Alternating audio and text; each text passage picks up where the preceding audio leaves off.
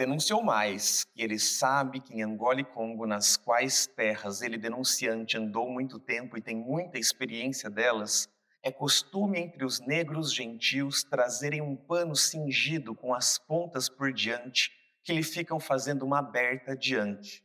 Os negros somítigos que no pecado nefando servem de mulheres pacientes, aos quais pacientes chamam na língua de Angola e Congo gimbandas, que quer dizer somítigos pacientes. E que nesta cidade está um negro, per nome Francisco de Congo, cativo de Antônio Pires Sapateiro, morador abaixo da misericórdia, do qual Francisco, ele denunciante, haverá 4 anos, pouco mais ou menos, ouviu nesta cidade fama entre os negros que ele era somítigo. E neste mesmo tempo, depois de ouvir esta fama, viu ele, denunciante, ao dito Francisco trazer um pano cingido, assim como na sua terra em Congo trazem os somítigos pacientes, como o dito tem. E logo o repreendeu disso. E o dito Francisco respondeu que ele não o usava de tal, e o repreendeu também porque não trazia vestido de homem que lhe dava seu senhor, dizendo-lhe que, em ele não querer trazer o vestido de homem, mostrava ser somítigo paciente, pois também trazia o dito pano do dito modo, e contudo lhe negou que não usava de tal.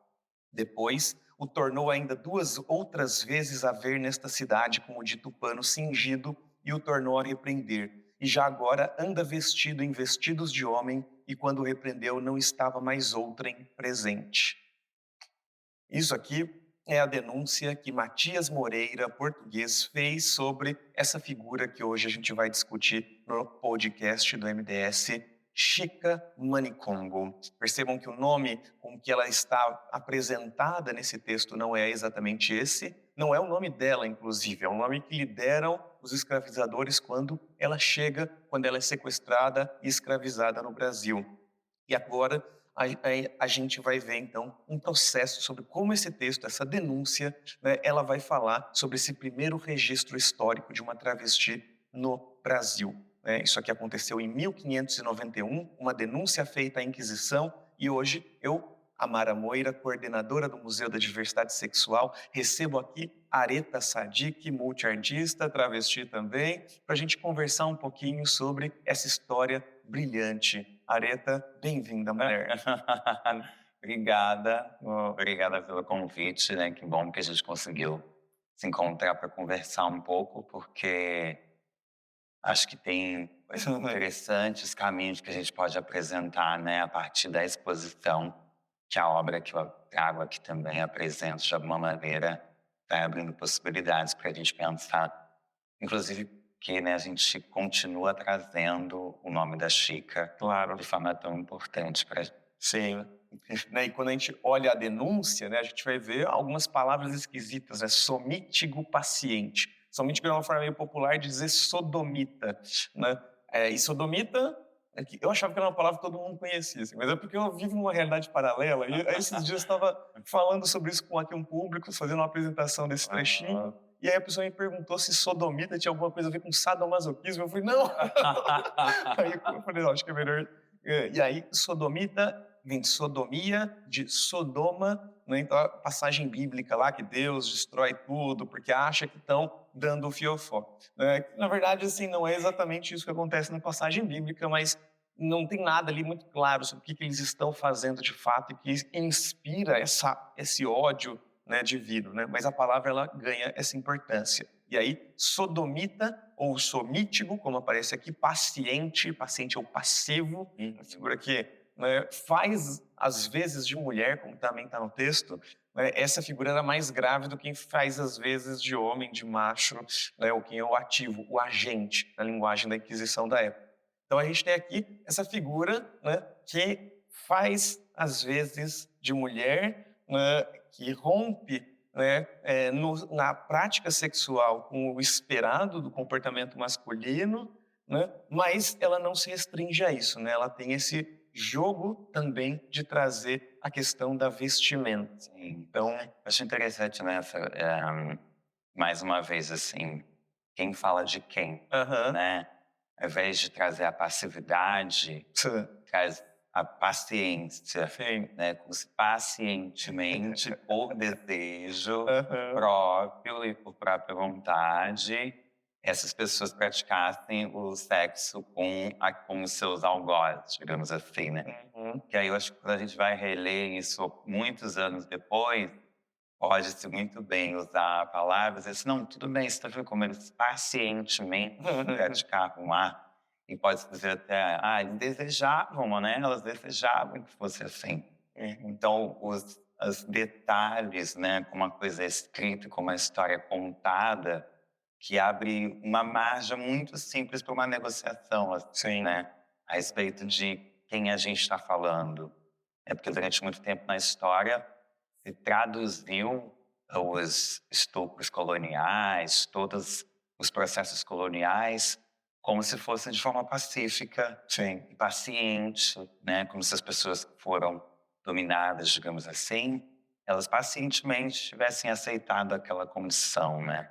Então, isso são detalhes interessantes assim da palavra, né? O poder da palavra para Uhum.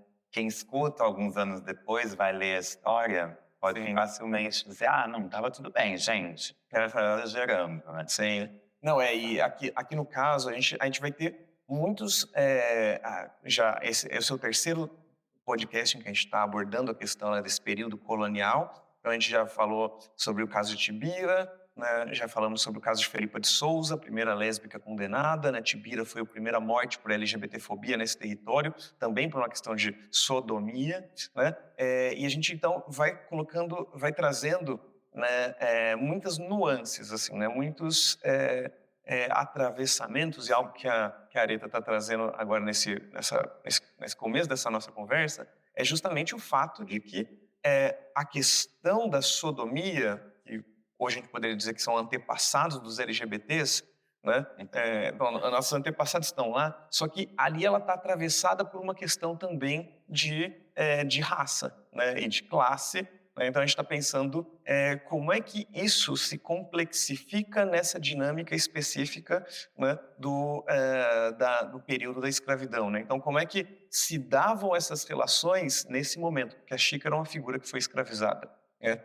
Então ela trabalhava para um sapateiro, Antônio Pires, né? Ela tinha sido escravizada por ele, né? E como é que era ser essa figura, né, sodomita paciente nesse contexto, né, da escravidão, né? Então qual a capacidade de agência que tinha, capacidade de consentimento, né? Como de fato poderiam haver relações entre essas figuras todas, sabe?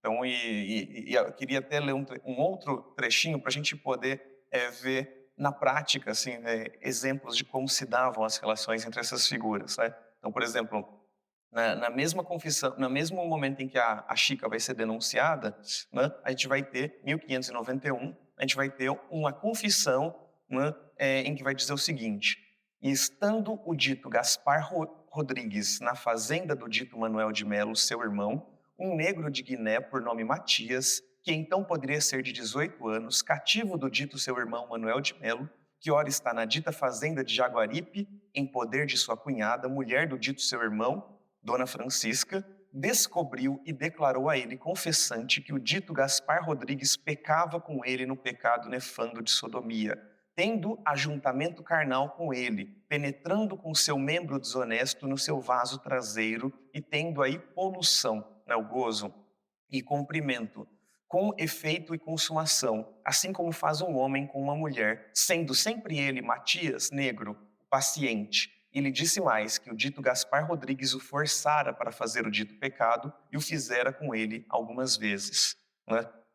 É um pouco o que você estava dizendo, né, justamente dessa dificuldade. Como é que a gente diz, né, que está tendo uma relação entre. Olha, estão vendo aqui na confissão? Está dizendo que eles pecaram, não é eles pecaram. Assim, um ato de violência foi cometido contra o outro. Uhum. Né? Mas está colocando que os dois Sim. pecaram, né, como se estivessem no mesmo patamar, né, como se a questão da vontade, né, do consentimento não tivesse se colocasse. É a mesma assimetria, né, que eu percebo que a gente até hoje discute e tenta reelaborar da culpabilização da vítima, né, Aham, como a responsável claro. por incitar o desejo no outro. Normalmente esse outro é um homem, esse jeito, que está numa circunstância de poder e que ele não pode resistir à beleza, ao desejo, ao tesão, a tudo aquilo que as figuras que são ditas como outros incitam naquele indivíduo, né? Então é interessante, assim, observar, mais uma vez, a palavra paciente, isso me chamou muita atenção dentro dessa experiência, assim, né? Pensar numa ideia de paciência dentro de um território de dominação e que não vai falar apenas de um indivíduo. É um indivíduo que pacientemente praticou o ato sexual ali dentro daquela experiência de uma relação assimétrica de poder, mas vai falar de uma comunidade paciente. Sim. Fala de um grupo de pessoas que pacientemente aceitaram realizar coisas que de fato provavelmente não estavam ali nem no seu poder de escolha. Sim. Mas eu acho interessante quando essas duas coisas são colocadas como pecadoras, né?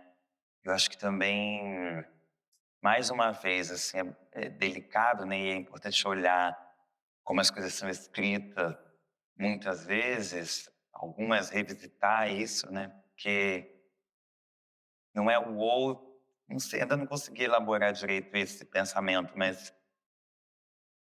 porque muitas vezes acaba ficando, a pessoa que até então é dita como a que incitou é apenas a pecadora e o que se deixou levar é um coitado. Sim. É uma inversão, né? Uma inversão, né? A vítima, de repente, se torna a causadora, a perpetradora, Sim. provocadora, incitadora, né? E a pessoa que foi vitimizada, foi atacada. Sim, né? Não tem... Bom, enfim, estou ainda pensando, elaborando assim, mas Isso me faz lembrar uma outra confissão agora acontecendo no Pará. Gente, eu tenho aqui um monte de livro doido. Essa aqui no século XVIII, 1767. Né? Essa é uma das mais perversas, inclusive, assim, que a gente vai colocar um senhor um escravizador, né?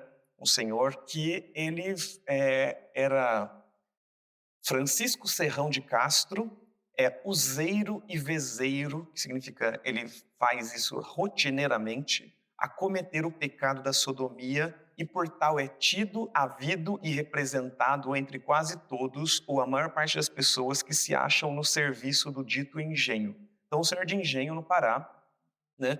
E ele é conhecido por praticar, cometer o pecado de sodomia, só que não é somente cometer o pecado de sodomia, ele faz isso à força contra os escravizados que estão em seu poder, né? E aí, então, aqui a gente vai ter a confissão barra denúncia de um deles que consegue escapulir, chega na mesa da Inquisição, né, e faz a denúncia de que esse senhor já fez isso com inúmeros escravizados, né? Vai contar, inclusive, detalhes de como foi a cena em que ele lutou contra para que não acontecesse como é que é?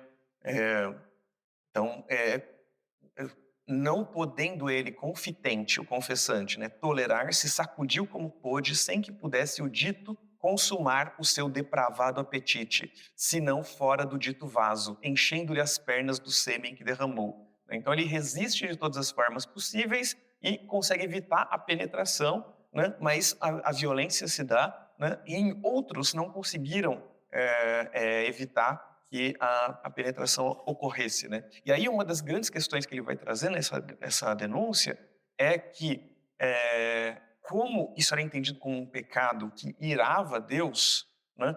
Esses que foram violentados ficavam com medo de ter irado a Deus. E alguns deles morreram por infecções causadas pela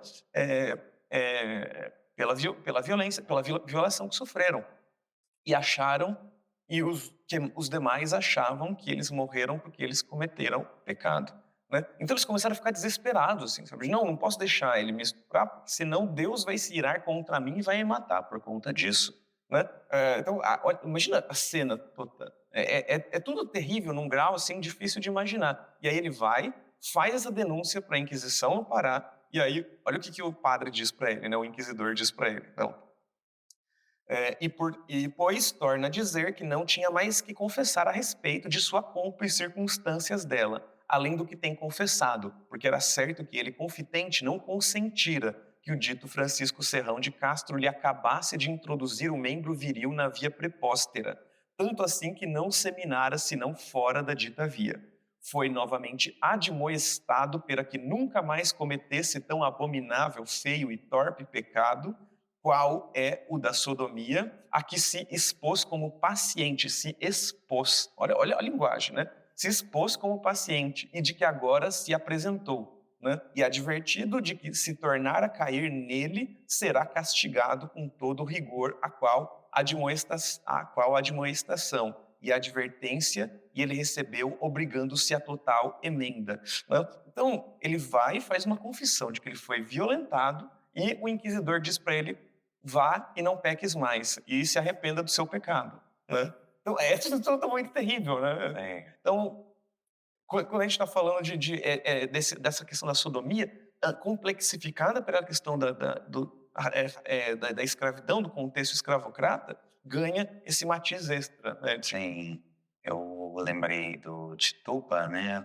A Bruxa Negra de Salem. Uhum, É muito triste, mas ela vai contar um pouco como é que uma mulher escravizada uhum, vai fazer o seu percurso de não perder a sua potência, as suas bruxarias, dentro de uma circunstância em que ela é a que detém o maior saber sim. e vai aumentando esse processo de saber a partir, se eu não me engano, da sua avó, que a revisita e aí vai revelando para ela mais coisas desse poder e dessas magias que ela eh, nasceu com Uhum, essa propriedade, né, para ter.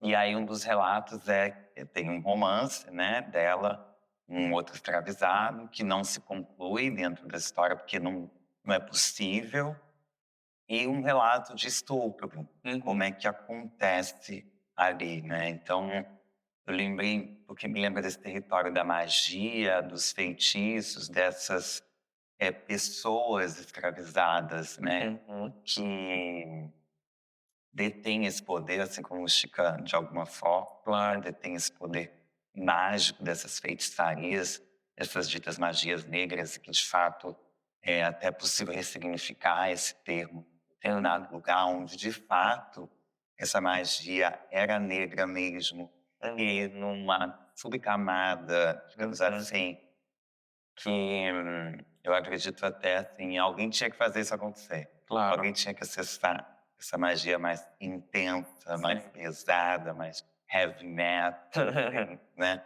Inclusive em contraponto a essa lógica da paciência, Claro, claro. né? Uhum. E aí nesse relato é tudo muito terrível como a coisa acontece, como o estupro se dá desse homem e que a Tituba é levada a ver isso acontecendo. Uhum. Enquanto isso, de fato, né, outros estudiosos vão dizer como é que isso, de fato, quando eu penso ainda hoje, né, agora a gente fez que 158 anos da abolição, em Uhum. relação a 500 anos de história, assim, é uma assimetria temporal, Uhum. né, muito grande. Então, isso, né, essas experiências de culpabilização, de autoculpabilização, Uhum. elas continuam acontecendo, Sim. porque foi muito tempo, historicamente, um povo, uma mãe, uma filha, uma tia, uma avó, uma criança, eh, vivendo essa experiência traumática, Uhum. né. Então, dá para se entender, né, a gente obviamente vai entender os desafios da gente quebrar essas lógicas de aprisionamento mentais, Claro. inclusive, né, mentais e emocionais, dentro dessas experiências que você traz, por exemplo, aonde as pessoas que foram as sodomitas tiveram que Uhum. agir nesse lugar, inclusive como uma estratégia de Claro, sobrevivência claro. também, Uhum. né, mas que tiveram que apesar disso, ainda ficavam com muito medo de que Deus pudesse lhes Uhum. punir, descastigar. E essa lógica, infelizmente, continua muito forte até hoje, né? Principalmente Sim. em territórios mais periféricos. Não, e pensar essa posição da igreja, assim, né? De ouvir um relato desse, te diz para a pessoa, vai, não peques mais. É um negócio assim, Como se eu estivesse me escolhendo. Na hora que fosse acontecer, não, ó, não posso pecar mais. sim, Não vai mais não. fazer. Então, essa é a questão, sabe? Parece que assim, a igreja está olhando para esse relato dessa absoluta assimetria de forças e está dizendo, não, você tem uma escolha. Não, e não existe escolha possível ali. Né? Então, acho que a gente não pode falar de escolha. Né? E aí tem um outro momento desse mesmo relato que eu acabei pulando, né? Mas que é interessante, né? Que ele vai falar o seguinte, né? Que depois que esse confessante, né?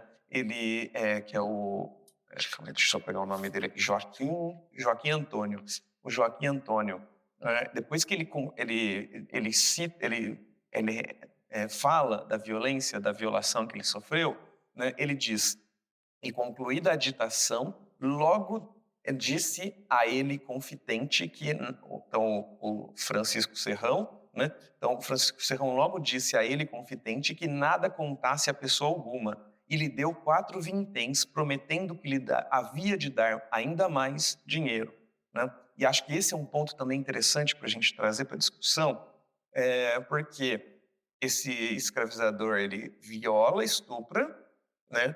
Mas, ao mesmo tempo, a gente vive numa sociedade que diz que é ruim ser estuprador, né? Ser violentador.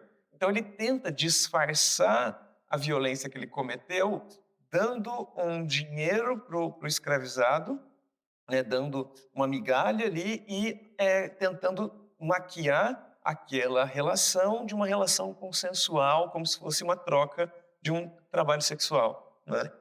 O que é completamente inadmissível, dada a disparidade de forças envolvidas, né? Quando você fala da escolha, né, mais uma vez as palavras, tem algumas palavras que para mim fazem parte da minha pesquisa, né, de alguma forma eu rememoro sempre essas palavras, a escolha é uma delas, e não havia possibilidade de escolha nesse sentido também. Quando você fala da questão do dinheiro, eu vou falar de Exu nesse sentido, né, da lógica de que se você pega alguma coisa e não deixa nada, você está roubando. E o que é deixado, o dinheiro que é dado, ele de forma alguma é capaz de dar conta daquilo, de devolver ou de deixar a coisa mais simétrica dentro daquilo que é roubado. O que é roubado é muito maior do que aquilo que é dado em troca, né? Então, nem se a gente quisesse, né, amenizar a experiência deles, mas pelo menos era pago. Né? Mas isso não dá conta, né? E hoje, enfim, se a gente for pensar também numa experiência contemporânea dessas relações financeiras, né, com as quais a gente ainda está tentando lutar e deixar essas relações mais simétricas, o que é dado ainda não dá conta de sobrepor ou de trazer de volta aquilo que foi roubado, né? Mas tem uma ideia de romantização, assim, né? Vai saber o que era, o valor que era dado também, né? Não sei se você tem algum momento, mas quanto era, sei lá, no centavo? Sim, moedas ficavam lá guardadas em algum lugar, e toma essas moedas. Então, tipo, dentro das experiências de roubo, né? Claro. De escassez, né? Tem um livro que eu revisito bastante dentro da minha pesquisa, que é do Luz Rufino, que é a Pedagogia das Encruzilhadas. Foi a primeira vez que eu vi, da forma como ele conseguiu escrever ali, pensar Exu dentro da pedagogia, assim, uma pedagogia exusística, assim, né? Como a pedagogia como uma mandinga para lutar contra a escassez. Sim. Contra essa escassez que foi, durante muito tempo, reafirmada, assim, né? De vou te dar centavos, mas pelo menos eu estou te dando alguma coisa. Também era a lógica de... Também vai permanecer em outras relações, mas é a lógica de que pelo menos o seu senhor te dá um teto. Ele é um bom senhor. Claro. Né? Porque ele te dá um teto. De uma exposição, há muitos anos atrás, eu era bem novinha, que era não lembro o nome agora, mas que aconteceu na Casa França, lá no Rio de Janeiro, e que mostrava como é que se vestiam as mulheres escravizadas que viviam dentro das casas, da Casa Grande. Uhum. E elas usavam roupas belíssimas, com tecidos muito parecidos com os das suas senhoras, porque as senhoras queriam que elas estivessem vestidas bem porque estavam dentro de casa. Uhum. Então tinha um pouco essa lógica, assim, ó, pelo menos ela está te dando um bom vestido, Claro. pelo menos ele está te pagando por essa experiência, né, essa violação sexual. Uhum. Então essas reversões, Sim, assim, sim. elas são muito comuns, né, para amenizar.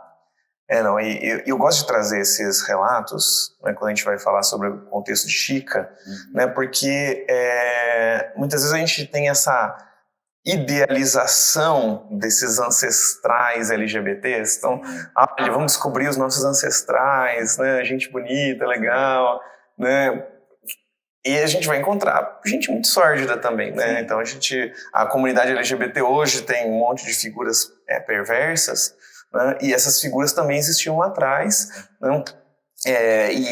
Então, quando a gente encontra, né, esses relatos, isso fica muito evidente, assim, né? Então, que não dá para a gente romantizar a história LGBT, essa história, né, porque algumas dessas figuras foram muito cruéis, né? Sim. Sim. E é preciso que a gente fale sobre isso para entender que a questão, né, da sodomia colocava essa figura numa posição de risco, né, mas existe também outras blindagens, outros marcadores sociais que podem equilibrar ou desbalancear completamente isso, mesmo numa figura, diante de um comportamento que era tratado como o crime mais execrável da época, né?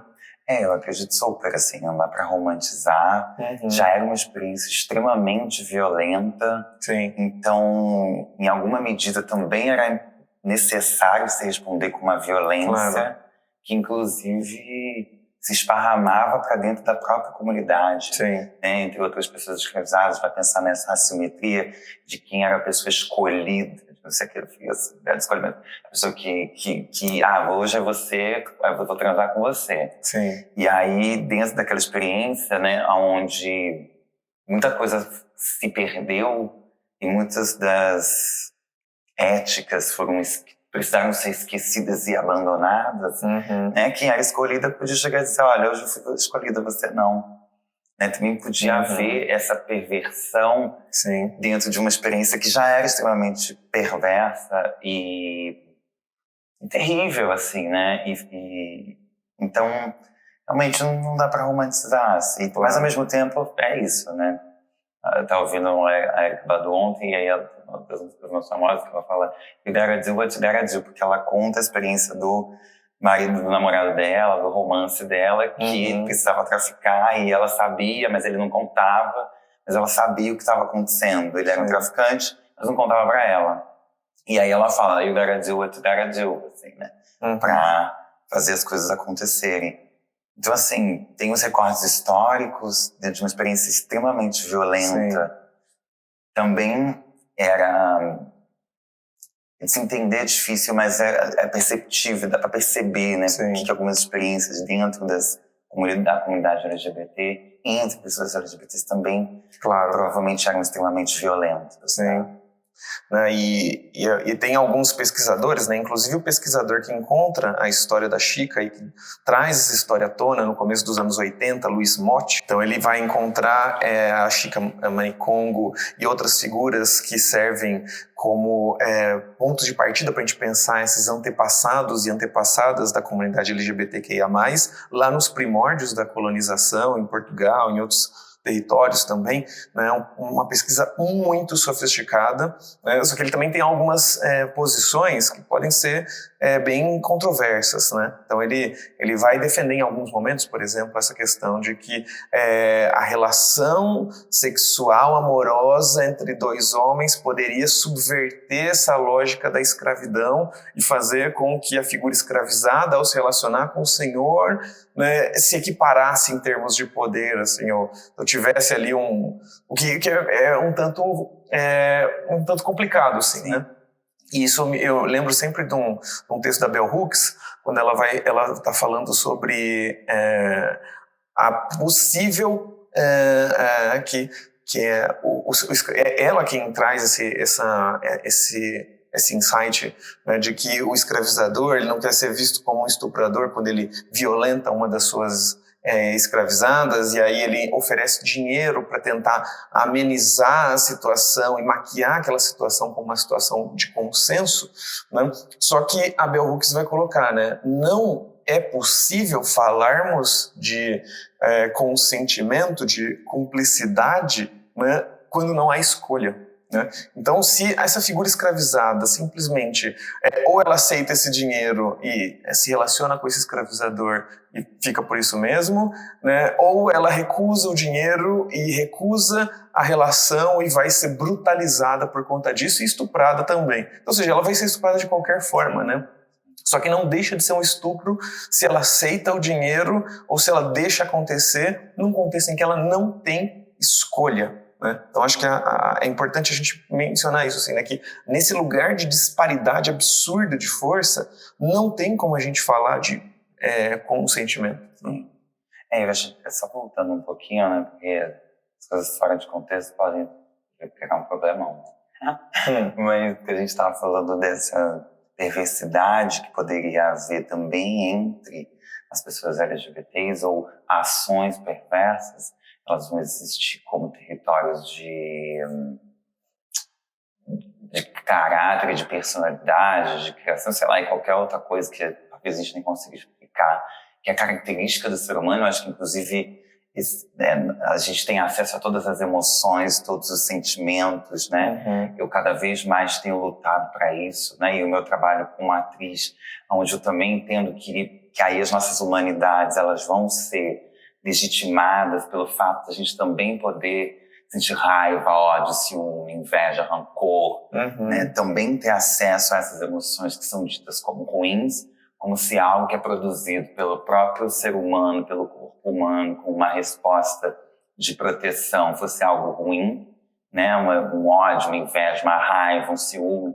Ele também está dizendo alguma coisa ali, né? Um alerta. Mas eu queria retomar nisso porque dentro dessa experiência a gente entende que é uma lógica colonial também e de opressão fazer com que as próprias pessoas que já são subalternizadas, elas lutem entre elas, né? Então, eu acredito também que em alguns casos essas perversidades internas, como vai se tentar usar, dizer que pessoas negras em África, né, no continente, também escravizavam outras, para tentar, de alguma forma, subverter uma lógica que é completamente diferente. Então, assim, eu acho que essas possíveis perversidades, elas vão dizer sobre outros lugares também, né? De uma própria... De um domínio também, né? A partir da força colonial que a gente vai tentando, né, desmembrar. E também, assim, porque o ser humano é ser humano mesmo, tem pessoas que são perversas mesmo. Claro. E a gente não vai, não vai negar que essas pessoas também existem, né? Sim. Não, é bem importante, bem importante. Porque a gente vai ver essa... uma das denúncias contra a Chica Manicongo, inclusive, ocorre... eu vou até ler para vocês aqui o trechinho, né? Onde que está aqui? É a denúncia que acontece feita pelo Duarte, escravo, né? Tá aqui a denúncia, tô lendo para vocês, porque a Chica ela aparece em 2 momentos nas denunciações, né? O Matias Moreira, naquele texto que eu li, onde fala da roupa e fala que ela tinha fama pública de somítigo paciente, mas também o Duarte, ele vai dizer, estando no dito colégio de que era cativo, o dito Joane, aí fala sobre uma outra figura escravizada indígena, Joane, muitas vezes o perseguiu e cometeu com dádivas que fizesse com ele o pecado nefando, cometendo-lhe que no dito pecado, com efeito, ele, Duarte, o macho, ele fosse ele, Duarte, o macho, no qual ele, Duarte, nunca consentiu, mas o repreendeu e lhe disse que era caso de de os queimarem. Ao que o dito Joane lhe respondeu que também Francisco Manicongo, negro de Antônio Sapateiro, fazia o dito pecado com outros negros e que não o queimavam por isso. Né? Então, ou seja, acho que uma das questões justamente da Chica, né, é justamente que ela se envolvia com outras figuras que também estavam nessa situação de extrema vulnerabilidade. Não existia essa disparidade de forças, né? Então, havia esse envolvimento, e aqui a gente vai ver justamente, acho que é um pouco disso que você está falando também, mas que aqui não dá nem para julgar, né? Porque é uma figura escravizada sendo compelida a fazer uma denúncia contra outras figuras escravizadas também. E a gente não sabe exatamente quais que eram as leis internas dentro daquela experiência, né? Ou daqueles grupos que foram separados, divididos, que talvez tenham se encontrado ali uns poucos, e aí por isso recuperaram um pouco dessas leis, né, ou esses códigos, assim, né? Então, é bem borrado mesmo, né? Uma experiência borrada que a gente vai tentando, num quebra-cabeça, né, tentar entender a força, né, a eloquência também, que ela com certeza tinha, né, para conseguir não só sobreviver, certamente, mas transitar politicamente ali entre aquelas pessoas, mas conseguir fazer com que o nome dela chegasse até hoje, assim, né? Que boca, né? Que língua, que força ela tinha, dizer assim, olha, vão lembrar de mim, assim, esse nome não será esquecido. E aí, justamente, os caminhos, um dos pontos que eu queria discutir contigo hoje é justamente como é que a gente sai desse lugar, desse documento frio, desse documento que coloca essa figura dentro dessa posição nefasta de pecado, né? Nefando ali, o que não se pode dizer, né?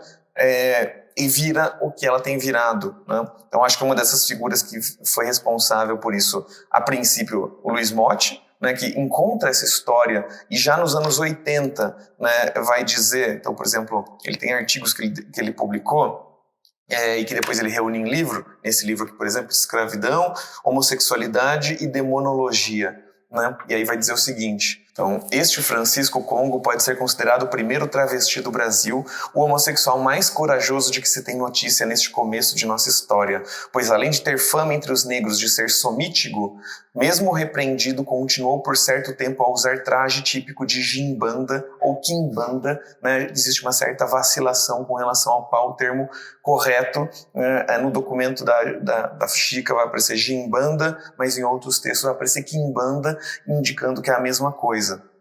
E aí é interessante justamente porque Chica ela estaria incorrendo em 2 crimes previstos, né, na legislação do período, né? Então o crime de sodomia, que poderia levar à fogueira, né? Mas que muitas vezes no Brasil, sobretudo, né, no Brasil nunca teve caso de fogueira para sodomitas, né? E talvez porque o contingente populacional era pequeno, então Portugal, um país nanico, né, para conseguir povoar esse território gigantesco que estavam colonizando, se saísse matando as pessoas porque davam fiofó, né, podia acabar não tendo gente para ocupar esse território, né, porque as denúncias eram assim, uma parcela considerável da população nas colônias aqui se entregava a essas práticas, né? Mas existe um outro crime que ele estava cometendo também nessa mesma época, no século XVI, nas ordenações manuelinas, né, existia uma previsão de crime para quem vestisse roupas, para quem tentasse disfarçar, né, o seu sexo, né, usando trajos do outro sexo, né? Então Chica estaria nesse limbo, né, é uma figura que, além de ter fama pública de sodomita, né, ainda vestia roupas que em Angola e Congo eram consideradas femininas e típicas dos quimbandas, ou seja, sodomitas pacientes. E aí aqui eu entro com você nesse outro ponto divertido, assim, né, que o significado da roupa, né? Você trabalha com roupa também, uma das suas grandes questões é justamente a roupa, né? A moda e a importância da roupa na definição, né, de quem a gente é, a roupa também como um instrumento que transforma a maneira como a gente existe, né? Que dá uma borrada, assim, né? Eu acho a palavra borrada assim, bonita, porque ela dá né? Ela faz um blur mesmo, assim, né? Ela deixa as coisas mais borradas mesmo, né? Eu sou míope, então eu entendo essas borradas, assim. Mas eu acho interessante, assim, eu não sou estudiosa, pesquisadora da Quimbanda, né? Mas quando você, né, fez o convite, e aí eu fui ler o texto, né, que falava o que ela estava vestindo, assim, né? E aí tinham duas coisas muito simples, assim, mas que chamavam a atenção, que era o pano cingido, né? O pano cingido. E aí eu fui pesquisar o que era essa palavra cingido e tal. E aí tinha essa experiência, né, de um pano que é aberto na lateral, que é amarrado por uma corda. E aí, isso, ao mesmo tempo, foi interessante ver como é que era frágil, né, essa experiência aqui no Brasil, como é que a experiência de aprisionamento, né, de adestramento de gênero era frágil, né, porque um pano virado de lado, uma corda já causou um rebuliço gigantesco, mas que ela entendeu ali que isso demarcava uma posição a partir desse borrar, esse deslocamento, não um deslocamento simples, digamos assim, né, mas que simples deslocamento já causou um rebuliço gigantesco, né, e que fez ela conseguir se posicionar de alguma maneira. Aí dentro da minha trajetória, né, minha mãe é costureira e modelista até hoje, então por anos eu a vi trabalhando a tridimensionalidade, né, fazer uma roupa sair do papel, né, por pura matemática e transformar aquele papel em algo tridimensional, bidimensional. Então desenhei durante muito tempo, eu estudei moda e tal, então vim pensando de alguma forma. Fui figurinista durante um tempo também, mais para teatro. Então, durante um tempo eu vim pensando um pouco essas relações com a vestimenta, assim. Já fiz desfiles e coisas tais, mas me afastei um pouco dessa experiência para ir para outros lugares, mas aí aceitei o convite também por conta disso, assim, foi uma forma de voltar um pouco às minhas raízes, né, e pensar a partir de elementos simples, de alguma forma hoje falando, assim, eu penso, né, na modelagem, que é um papel, uma caneta, mas que precisa ter uma elaboração. Eu via minha mãe, tipo, noites e noites debruçada sobre a mesa de modelagem, tentando entender como é que ela poderia fazer determinada roupa funcionar, ter um bom caimento. Então precisa ter um pensamento, né, um alinhamento, uma coisa bem cabeçuda mesmo, assim, né, para conseguir entender, assim como a Chica Manicom conseguiu perceber. Gente, se eu fizer isso aqui, eles vão pirar. Eles vão pirar. Se eu usar esse pano cingido que lá pra gente tinha uma importância, né? Se eu trouxer isso pra cá, eles vão enlouquecer, então, né? E aí eu fiquei com... O que vem pra mim, né, desse relato é que, assim, ninguém tinha percebido que ela estava vestindo uma roupa, né, que ela estava... Provocando. Então, ela se colocava publicamente como travesti, mas só para quem era do rolê, só para quem era do babado, né? Então, quem dividia com ela essa cultura, né, catava por esse detalhe da maneira como se vestia, porque ela não trazia vestidos de homem que o seu senhor lhe dera, né? Ela vestia-se de uma maneira que indicava para quem fosse do babado o que ela era. Né? Então, era um código, era uma forma de se vestir que só quem era iniciado, os entendidos, as entendidas, conseguiam captar, né? E aí esse cara que andou pelo Congo e Angola, ele vem e faz a denúncia. Então, Mas a denúncia talvez nem foi para frente porque não temos registros depois da Inquisição começando algum processo contra a Chica, né? Mas essa coisa do vestir-se com um código, usar da roupa como um código de se fazer notar pelos semelhantes, né? Por pares. Sim. Essa é uma coisa que também me chama muita atenção, assim, né? Sim. Então, como é que você está na frente de todo mundo, se colocando como uma travesti sem que ninguém perceba, né? E aí, acho que por isso também ela entra, né, como esse primeiro registro de uma travesti. A gente ela não tem ela falando, eu quero ser chamada de Chica, eu quero ser tratada no feminino. A gente tem ela usando essa roupa dessa maneira muito específica, né? E sendo denunciada para a Inquisição por conta disso, né? E acho que essa questão da roupa ela é muito importante, né? Porque quando a gente pensa a palavra travesti, tem a ver com veste, com roupa, né? Essa ação de subversão a partir da vestimenta, né? E acho que é por isso que ela vai sendo colocada hoje em dia, vai sendo transformada, né, nessa ancestral da comunidade. Sim. E por isso também ela ganha esse nome, né? Vocês perceberam que toda vez que eu faço citação do documento vai aparecer Francisco Manicongo ou Francisco Congo, né? E que é o nome que lhe foi dado quando ela chega aqui, né? Mas quando começa a ganhar notoriedade essa história da primeira travesti com registro no Brasil, né, o movimento olha para essa história e fala, opa, se essa é uma travesti, a gente precisa dar um nome para ela diferente, né? E aí a Marjorie Mark, né, quem conta isso é a Jaqueline Gomes de Jesus, no seu artigo sobre a Chica Manicongo. A Marjorie Mark, uma travesti histórica do Rio de Janeiro, que já morreu, ela propõe, vamos chamá-la então de Chica Manicongo. E começa ali um novo movimento, né? Um movimento de Chica no presente, né? E aí vai dar em coisas muito inesperadas e acho que ela tem crescido a importância dela no presente, né? Sim, a gente tem feito esse movimento de retorno e aí eu acho importante para a gente também, né? E dizer isso politicamente, publicamente, que não começamos agora, né? De que é um movimento novo, as travestis acabaram de chegar e já estão querendo um lugar na janela. Não, a gente já está há muito tempo buscando esse lugar de vislumbrar. Eu já tenho interessante essa analogia, enfim, da coisa do lugar na janela, assim, né? Um lugar de querer vislumbrar outras coisas, né? Não querer só se ver a partir de um lugar fechado.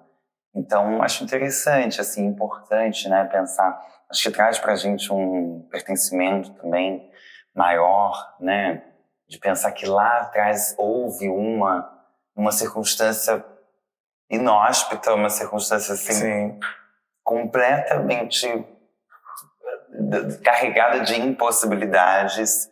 Houve uma que teve a coragem de se levantar e ser.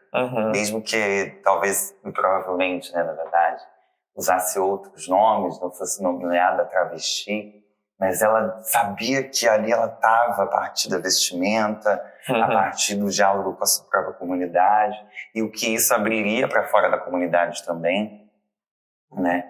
Ela ter essa percepção de que alguma coisa vai acontecer se eu fizer esse movimento nesse jogo de xadrez aqui, nesse pequeno movimento, né? Então, acho que é um pouco disso, assim, né? A gente tem olhado para trás com mais afinco, né? Com mais força.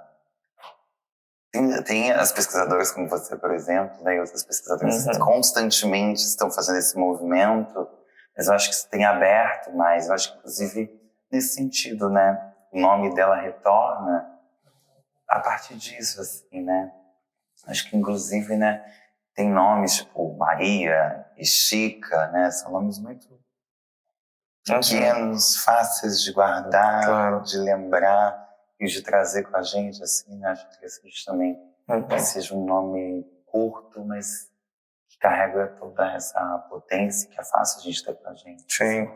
E é bonito isso também, né? De a gente se debruçar sobre o documento, entender que uma violência, várias violências foram cometidas contra esse corpo, contra essa existência, e eu fico me perguntando assim, né, qual o limite, né, da gente A gente não tem No nenhum... limite da criação. Não, a gente não tem nenhum texto falando da Chica querendo se chamar de Chica, querendo ser reconhecida no feminino, mas a gente propõe que é possível, a gente imagina isso, né? Porque os documentos, a boa parte deles foram apagados, né? A gente só tem um restinho de uma existência da Chica. Sim, né? sim. Então a gente está completando, projetando coisas ali nessa figura, imaginando, né, coisas para essa figura, né, reinventando ela, e eu sinto que está virando uma bola de neve, assim, né? Sim. Que a coisa vai crescendo e vai ganhando importância, né? A gente vai vê-la em músicas da Linda Quebrada, né? Vai ver desfiles, né, que a homenageiam, porque a roupa, desfiles de moda,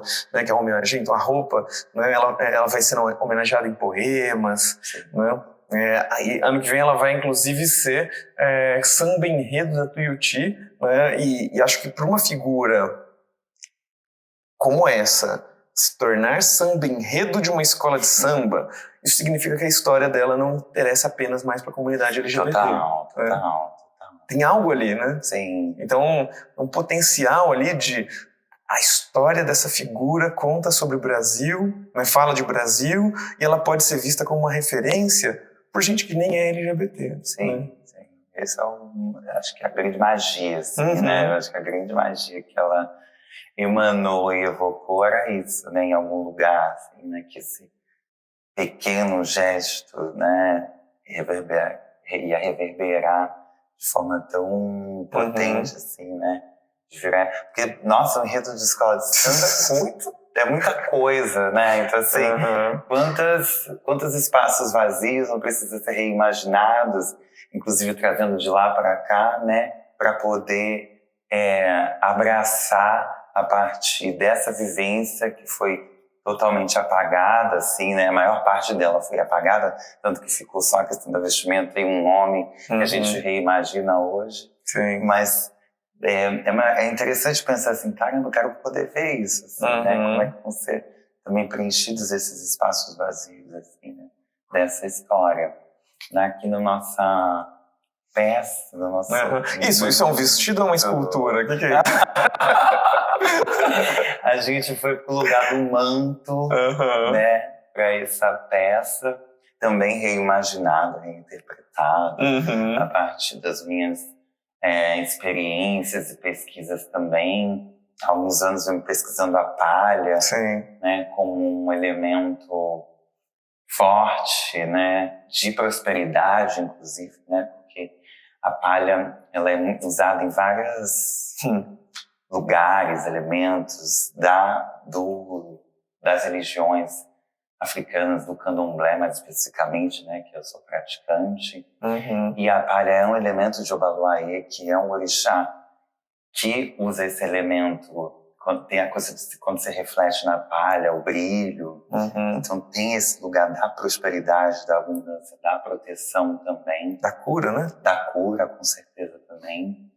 Então eu fiquei pensando o que de mim podia caber, colar com essa experiência desse manto de proteção, né? Porque de alguma forma também acredito que quando a Chica, e aí fui pensando nisso, né? Quando a Chica vai fazer esse pequeno gesto, é um gesto de proteção de alguma forma também, quando você fala de ser reconhecida dentro daquela pequena comunidade como uma travesti, né? Se a gente for usar essa palavra no agora, né? Também ela estava se protegendo de alguma maneira, né?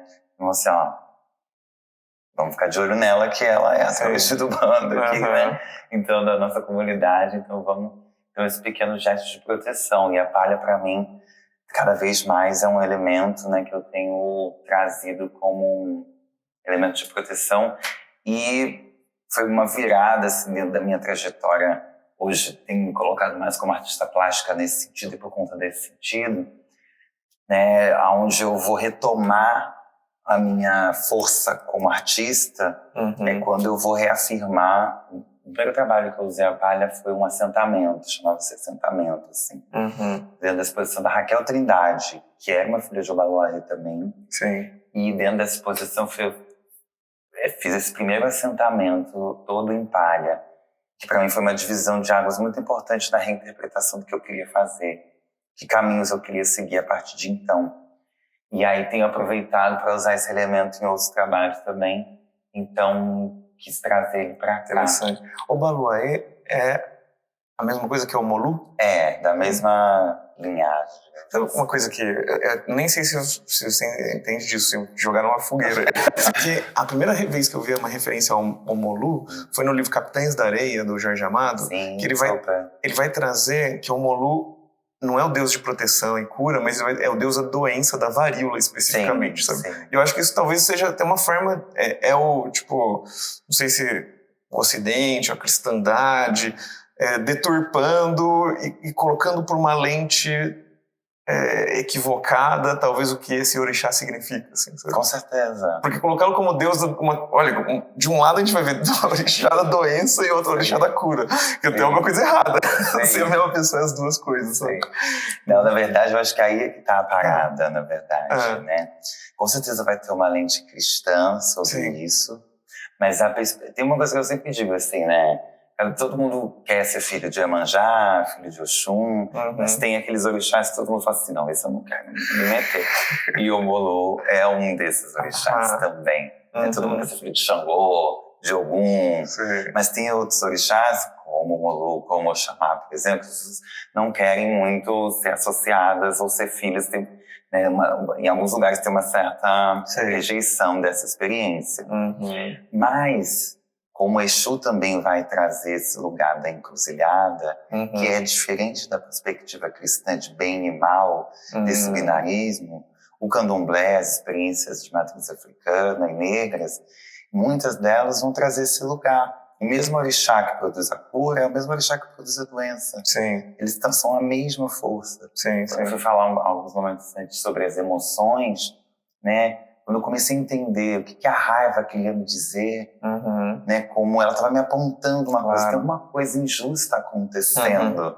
E por isso eu tenho raiva, né? Vai dizer da experiência de pessoas pretas e LGBTs que constantemente vivem com raiva, porque a gente vê o quanto o mundo é injusto dentro da nossa experiência. Claro. Isso eu fui entender muito a partir da experiência negra de estudo, inclusive desse orixá. Sim. Ele realmente é um orixá que carrega a potência, ele é um orixá quente, né? Ele é um orixá do fervor, das febres físicas que causam as varíolas e essas doenças do corpo, por conta da história que ele tem também, né? Então, foi interessante quando eu percebi que tanto a doença quanto a cura, elas precisam uma da outra em determinado lugar. Nenhuma é mais importante, nenhuma é mais importante que a outra. E aí eu estava lendo agora um pequeno livreto de uma educadora, que é a Vanessa, não lembro sobre o nome dela, mas ela vai falar da experiência da educação, como é importante para o educador trazer para si a ideia da contaminação para a experiência escolar. Porque ela vai falar assim, a ideia colonial é que a criança, ela é um ser que precisa ser higienizado. Sim. Precisamos transformar esse ser humano em alguém limpo, organizado, para fazer, não, a experiência e o professor, ou o educador, a pessoa desse lugar, é a pessoa que vai fazer essa limpeza. Como se a criança não tivesse nada para ensinar. Sim. Quando, na verdade, as duas forças precisam se contaminar de alguma forma para que uma ensine a outra. Não fique essa disparidade. Eu apenas ensino e não aprendo nada com você. E dá pra gente pensar, por exemplo, né, nessa experiência contemporânea das vacinas, né? Que a vacina muitas vezes é justamente você ser inoculado com uma versão enfraquecida da doença para construir uma imunidade. Né? Então, ter acesso a um pedacinho da doença, então, exato. Te fortalece também, né? Exato. E o veneno da cobra, né? Que é usado para combater cobras ali também, né? Exato. O que essas cobras estão fazendo aí, inclusive? É da família das palhas, né? Tem uma família de orixás e um deles é o orixá, que é uma cobra, a representação de uma cobra, que é o Xunaré. Bom, aí, trazendo essa experiência da família da palha, na verdade, assim, foi um desejo de trazer alguns elementos que tivessem a ver com esses campos de força. né? E que para mim são importantes, que eu não sei até onde, mas também tem a coisa do disfarçar-se, da troca de pele, que é também característico de Oxumaré, que é uma entidade que eu me aproximei bastante durante um período da minha pesquisa. Eu fazia algumas colagens com pele de cobre, evocando esse território de poder e de transformação, a partir da transformação. Que eu acredito muito que a vestimenta também vai trazer esse lugar, né? De alguma forma transformar ali, brincar, borrar essa experiência.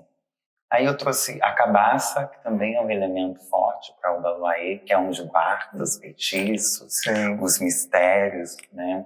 E eu acredito que a Chica também devia ter, como ela era uma grande feiticeira, ali da Quimbanda, né? Eu acredito que ela também trazia consigo, talvez não pela cabaça, mas dentro de si ali, né? Nas suas tecnologias, na sua memória, ela trazia os seus feitiços e encantamentos para sobreviver, né, como mais uma estratégia de sobrevivência. E aí, por último, a gente tem a Ana Gisele, a Transali, né, uma artista também pesquisadora que trabalha junto comigo, pensando nas minhas obras. A gente trabalha juntas, ela vai ali como diretora artística, digamos assim. Né, ela acompanhou essa obra, então? Totalmente, totalmente. Olha só, que bom. Ela veio no dia da montagem, meu braço direito, digamos assim. E aí, a gente juntas achou interessante essa obra que revela um interior, né? Toda essa beleza da tintura, tudo é feito em tie-dye por dentro. Então, o que a Chica trazia como humanidade que não foi revelada, que a gente não consegue encontrar nos registros. Mas tinha toda uma beleza da própria história que ela trouxe, de uma beleza das sabedorias que ela não revelou, dos encantamentos, dos desejos, dos sonhos que ela tinha também, que a gente não ficou sabendo.